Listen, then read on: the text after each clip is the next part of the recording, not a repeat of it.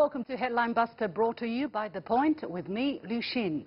Today, as usual, I'll dissect China-related stories from around the world and discuss with international friends to bring you the missing pieces of the China puzzle. Join us in real time by sending us a comment or question via the CGTN page on Twitter, Facebook, YouTube or Weibo. If you're watching us online or on the CGTN app, email us, or you can write to us at thepointwithalex@cgtn.com. We will be live streaming at 10:30 a.m. Beijing time every Friday, so get in touch and we might just feature your comments on the show. Before we start today's show, I'd like to share some special feedback from a Chinese-British viewer who immigrated to the UK as a child. The viewer wrote us a long, thoughtful email about last week's topic, the UK lorry deaths. Here are just a couple of sentences. I listened to your panel of speakers, and I think the main point has been missed. The real fundamental problem with UK and other Western media's reporting is racial prejudice. The kind of misreporting of the Essex lorry nationality is tantamount to the racist attitude of they all look alike, so they must be Chinese. The underlying fundamental problem with the UK and other Western political elites and news media is the basic premise about China. This basic premise is that the China regime is evil, and the Western narrative is always written around this premise.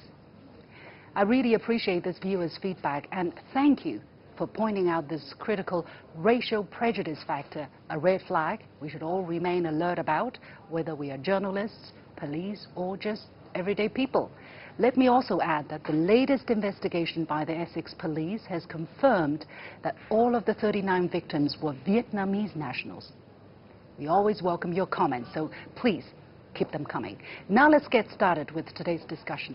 The second China International Import Expo, or CIIE, kicked off in Shanghai on Tuesday. Despite instability in the global economy, exhibitors from around the world have jumped on the opportunity to attend the world's first import-themed national expo, which is even bigger than last year, a testament to the importance of the event for China and the world. The venue covers an area of 360,000 square meters. That's 20% larger than last year and roughly 5 times the size of the Louvre Museum in Paris. 64 countries, including China, signed up for the country exhibition, a 30% hike from last year, with 24 countries making their debut. Over 3,000 companies from 150 countries and regions have registered for the corporate exhibition, including more than 250 Fortune Global 500 companies. It's also worth noting that despite China-US trade frictions, 192 American businesses have signed up, 18% more than last year, and their space is the largest of all the countries. At last year's CIIE, almost $58 billion in deals for intended purchases of goods and services within a year were sealed. How many deals would be made this year? Let's wait and see. China is not only an advocate for an open world economy, but it's also practicing what it preaches. In fact, China has already fulfilled many of the promises Chinese President Xi Jinping highlighted during the first CIIE. By the end of 2018, for example, the average tariffs rate decreased from 9.8% to 7.5%. According to the latest report of Doing Business 2020 released by the World Bank in October, China moved up 15 places in 1 year, from 46th to 31st in the ease of doing business rankings. Now, I acknowledge that to some, it seems that China has been taking quite a long time to further open up its economy and its market and level the playing field. But keep in mind, many Western markets have been practicing and perfecting their free market economies for hundreds of years in some cases. For China, it's only been 40 years since we first launched the Reform and Opening Up initiative. So please, have some patience with us. Of course, not everyone can practice patience, nor can they acknowledge the actions that China has taken over the last 40 years or even in this past year. Now let's look at our first headline, an article published by Reuters on November the 2nd, titled, "On Eve of China Import Fair, EU Warns of Promise Fatigue." Promise fatigue. The term was cherry-picked from the EU delegation to China's CIIE and their press release. Catchy, yes, but a fair summary of the statement's points? I'm not so sure. The article opens by explaining its headline. The European Union said China should make rapid and substantial improvements to the business environment or risk promise fatigue. It adds that this week's CIIE is an attempt by the country to showcase its free trade credentials and that China has long been dogged by allegations of unfair trade practices and criticized for making promises to open its market and not delivering on them. Buried in paragraphs of pessimism, we get one positive point.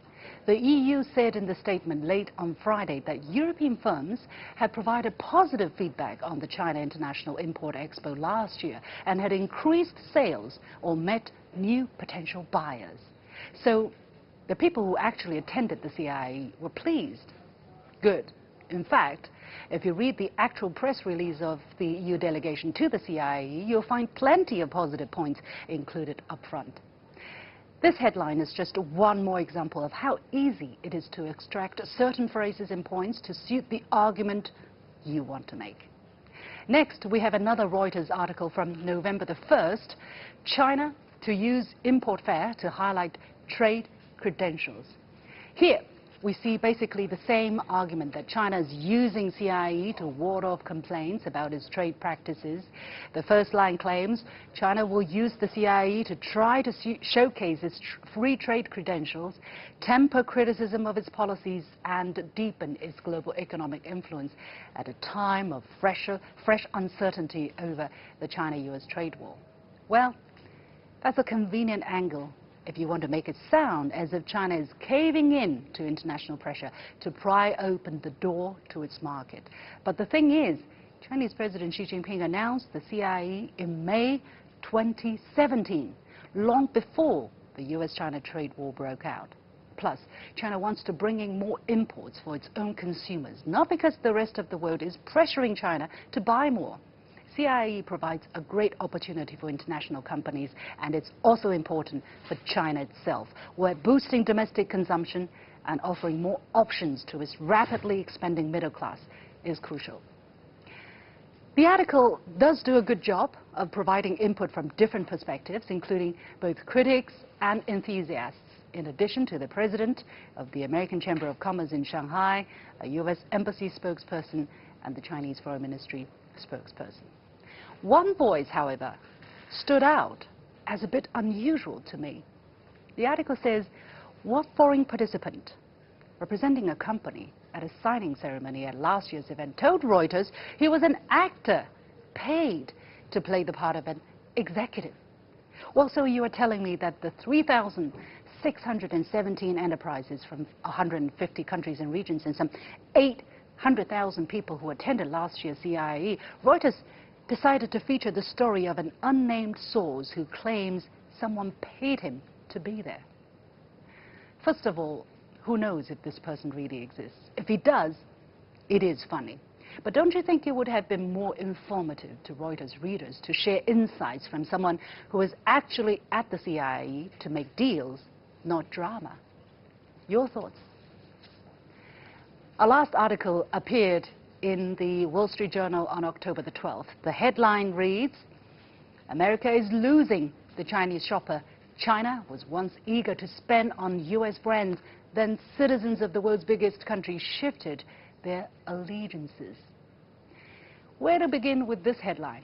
Well, the article starts with an example of how American brands like Oreo can no longer compete with local Chinese brands such as Three Squirrels, even though Oreo has created special flavors for the China market like seaweed-flavored Oreos, Oreo wasabi, and Oreo spicy chicken wing. For years, the article says, American companies look to China as a land of new opportunity. Now a new reality is settling in. The Chinese consumer isn't about to save the day for Western brands. Well, there are two reasons for this, according to the journalist. One is that local Chinese brands are getting stronger. The other is that Chinese consumers are increasingly turning away from foreign brands because they have run afoul of Chinese politics. The article adds, many American companies miscalculated how difficult it would be to gain a permanent foothold in a country that has turned toward patriotism. Well, first of all, the argument itself is rather weak. Rest assured, American companies are alive and well in China. Even the article itself says many Western companies are still thriving in China. Nike, for example, recently reported a 22% jump in quarterly sales in China to nearly $1.7 billion and has seen double-digit growth in China every quarter for the last 5 years. Beauty and personal care brands have also gained market share. So when I hear figures like $1.7 billion in sales, it sure doesn't sound as if American companies are losing Chinese shoppers, but some are losing. And one such example, indeed, is China's smartphone business. As the article says, in 2011, the article says that 70% of smartphone sales in China were from 3 foreign brands, Nokia, Samsung, and Apple. But in the first half of 2019, the top 3, Huawei, Oppo, and Vivo, were all Chinese, with 70% of the market between them. So what are the reasons, let me ask? Is it because of patriotism? Or is it because of Chinese friends that are offering better quality for a lower price? Second, even if some American companies are losing a foothold in China, what's wrong with that? Is it so wild to think that maybe Chinese people genuinely prefer Chinese brands in some cases, and it's not just because of what the article trumps up to be a rise in Chinese patriotism? For the companies that actually are struggling here, a word to the wise, maybe it is time to examine your own product's appeal in China rather than blame what you call nationalism. Maybe the sound of seaweed-flavored Oreos just doesn't appeal to anyone, not even to Chinese consumers. In any case, don't worry, China is opening its door wider and wider to international companies, investment and imports, and the CIIE provides a new platform for doing business with China. But also beware, the flip side is that competition is getting fiercer in China, so all countries, including the US, will have to bring their best or create what they didn't have. Send me your comments and thoughts or questions, and we'll ask my guests to comment on them when we come back after this.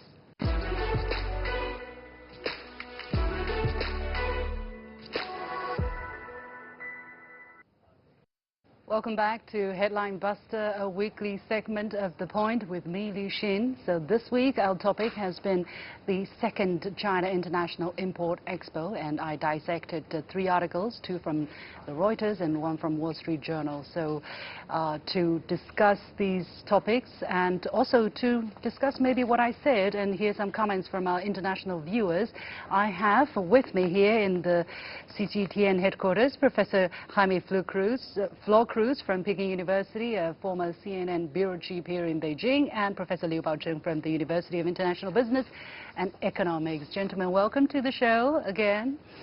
Good, yeah. So I made a long monologue. I hope it was not too boring. First of all, any feedback? What are your thoughts on some of the things that I picked out from those reports? Was I being reasonable, fair, or was I being also maybe biased, maybe, or even wrong in my analysis? Any thoughts? Jaime, or?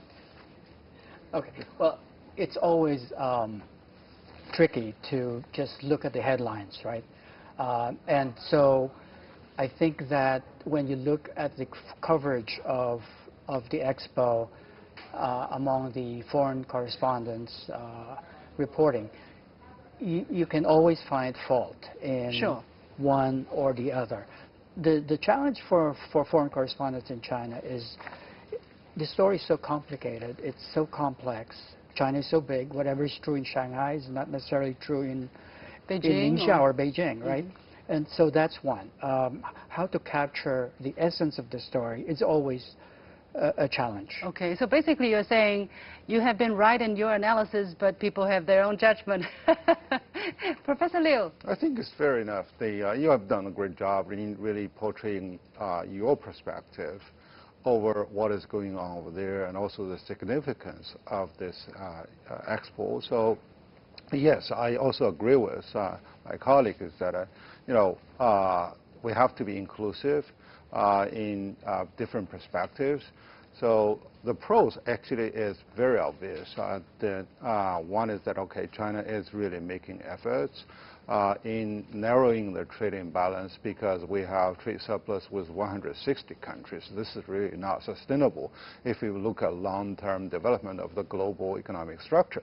And the other is that, okay, China is trying to shore up its consumption-driven economy, and China needs that, both on a business level and on a consumption level. So we need to import more and also more high-quality stuff. And third is, okay, the global community, some of them raise critics, well, this is more symbolic than substantive. Okay, do you welcome this symbol at least? So it's really a clear message. So both at the government level and business level, we are making these efforts. And we are providing at least one better option, another platform, apart from the Guangzhou Import and Expo. So, nobody is really forcing you to come here to do a show. Of course. But come here with a serious business, and there are buyers, there are licensees, etc., waiting for you. So that's really fair enough. So really, let's get the real message. I mean, why exactly is China putting so much attention on this expo? I mean, President Xi Jinping went there for a second time this year. Is it really just to send a message? Is it really just to show up some kind of trade credential? Or really China is sending a very strong and really delivering on the promises that it's making as well? I think the crucial word is just. It's not just. It's all of them. I think it's fair to say the problem I had with many of these articles, or some of these articles, is that they seem to just take out the symbolic factor, highlighting again the soft power element, or that China is trying to show to the world a message. I mean, billions of I don't know how much money is spent, but it's a very expensive endeavor. Is it really just about keeping up the front and making China's image look good to the outside world? I don't think that's the case. It's not only that, although it helps, right? It helps China's image. It helps trade imbalance. It helps project China's image as a leading force in the international trade and commerce. I think it's all of them. We cannot dismiss one and say it's only just this. Yeah, well, my problem... Yeah, Professor Liu, jump in, please. But our problem, if you can, our problem has been that the international media, in their reporting, they seem to magnify maybe the side effects or the secondary effects of this event. Well, the Guangzhou Import and Expo has been there for 126 times. Yeah. And why don't they receive so many critics? Why?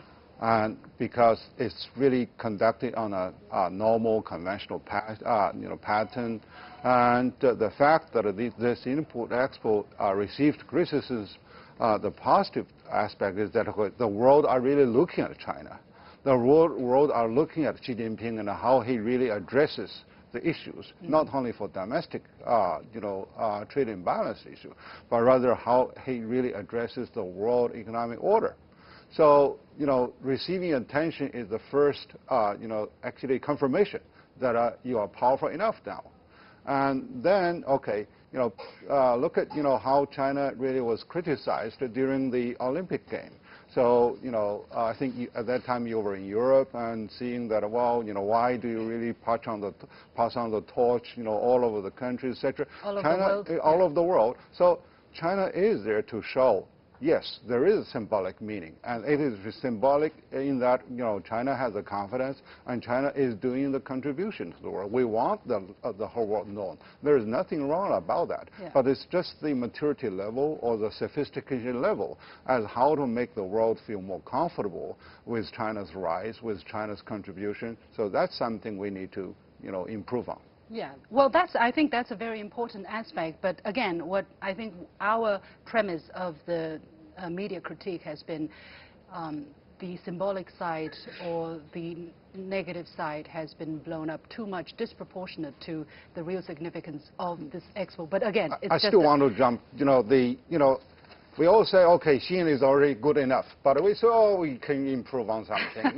There's something I do not feel That's the difference between satisfied. the international media and Xin herself. That's why we need to have both sides of the voice, and I definitely agree with that. So let's take a look at a comment that we have received from YouTube. Basically, the book by this person called the Book of Uncommon Sense. Okay, so it says, yes, Ms. Liu, but unfortunately, the open market that the West has been developing for 100 years is proving to be a failure. China would develop its own. So, yeah, your comment.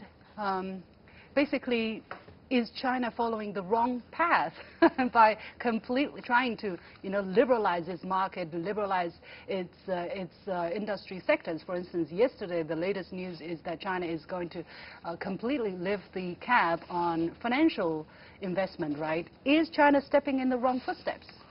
Well, I think open market is really a solution for the whole world and also for China.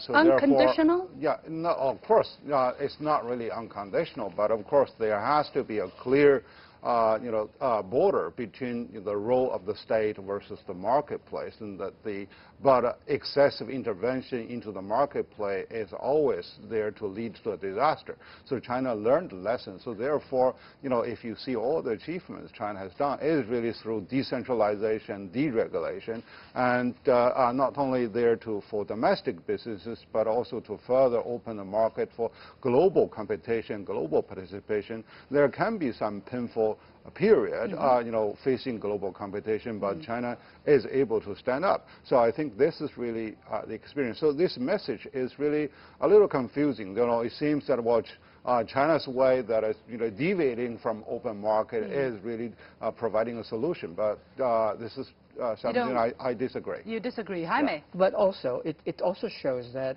the foreign media coverage of other economies and other countries are also, or can be, critical. I mean, not all of the coverage by the Western media about, say, the U.S. economy or the U.S. policies are positive, right? They also are critical of there's that. the thing which we talk about quite often, and I say is the difference of the context. For the American readers, when they read about a piece critical of American politics, they have the context. They know what is really about. Right. But when they read a piece about Chinese politics, when it's very negative and very critical, there is the missing context that's that not helping to the understanding of this piece. I think the coverage that you cited actually put the context of why the expo is significant. It happens at the time when the U.S. and China are locked in a trade war, and that China does have a lopsided imbalance of trade. And this is a solution to that. True. No, when we were looking for the articles for this year's media critique, we actually had some difficulties because, first of all, there weren't so many articles, and secondly, most of them were actually quite fair and balanced. So we were picking really for bones in eggs in this case. But still, for every article, we thought that there were still some things that could be discussed. But let's take a look at another comment from this person by the name of Paolo Roberto.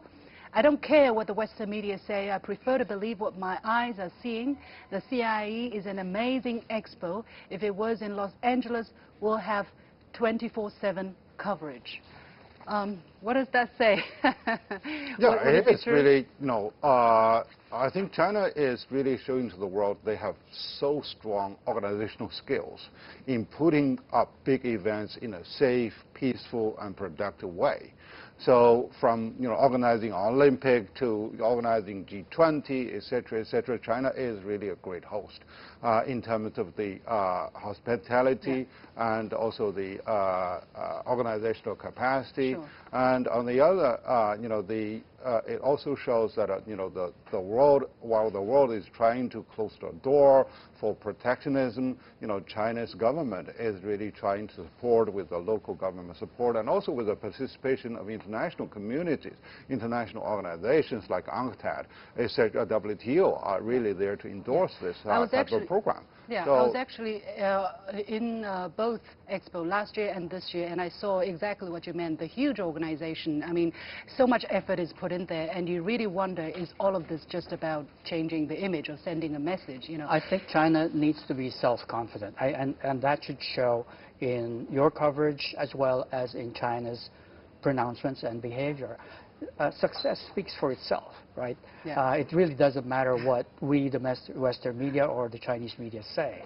It's what people like them say. But I think we have the feeling that, of course, success speaks for itself. But if you don't talk about what you're doing, other people will tell the rest of the world what you're doing, and that might interfere or hinder. And also, the success as story. you said, you also provide the context for them to understand the message in the right way. Yeah. So, would such an expo be imaginable for the United States or for EU or for other countries? Do they have similar events, to your knowledge, Professor Liu?